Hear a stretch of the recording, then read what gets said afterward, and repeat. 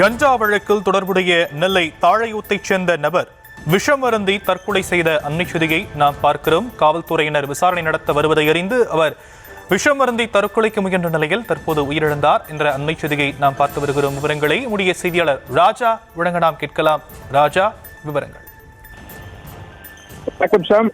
ஆந்திராவில் இருந்து நெல்லைக்கு கஞ்சா கடத்தி வரப்படுவதாக போதைப் பொருள் கடத்த தடுப்பு பிரிவு போலீசாருக்கு கிடைத்த ரகசிய தகவலின்படி பாலை பொட்டல் விளக்கு பகுதியில் நேற்று முன்தினம் வாகன சோதனையில் ஈடுபட்டனர். அப்போது அந்த வழியாக வந்த ஒரு கார் மற்றும் லோடு வேனை நிறுத்தினர். இதில் லோடு வேன் மட்டும் நிறுத்தப்பட்ட நிலையில் கார் நிற்காமல் தப்ப முயற்சியது. லோடு வேனை நெல்லை மாவட்டம் தாளையத்தை சேர்ந்த நிஷின்குமார் என்பவர் ஓட்டியிருந்த போது அதில் சுமார் 80 கிலோ கஞ்சா கடத்தி வரப்பட்டது தெரிய வந்தது. இதன்படியில் கஞ்சா பறிமுதல் செய்த போலீசார் டிரைவரை கைது செய்தனர்.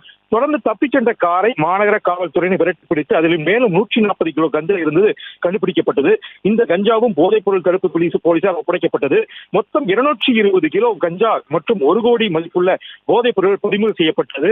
இந்த கடத்தலில் முக்கிய மூலையாக செயல்பட்ட சுரேஷ்குமார் தந்தையான கலைஞர் பாண்டியன் என்பது தெரியவந்தது. மகன் கைது செய்யப்பட்டதை அறிந்த அவர் மனமுடைந்து காணப்பட்டார். மேலும் தன்னை போலீசார் கைது செய்யக்கூடும் என்ற அச்சத்தில் நேற்று மதியந்திர மயலில் பயன்படுத்தப்பட்டு வைத்திருந்த கொடிய விஷ மருந்தை குறித்து தற்கொலை முயற்சியில் ஈடுபட்டார்.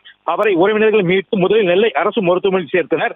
பின்னர் மேல் சிகிச்சைக்காக வண்ணாரப்பேட்டையில் உள்ள தனியார் மருத்துவமனையில் அனுமதிக்கப்பட்டிருந்த நிலையில் தற்போது சிகிச்சை பலன் அளிக்காமல் நேற்றிரவு நள்ளிரவு கலைஞர் பாண்டியன் உயிரிழந்தார். இந்த சம்பவம் நெல்லை மாவட்டத்தில் பெரும் பரபரப்பை ஏற்படுத்தியுள்ளது. ஷாம்.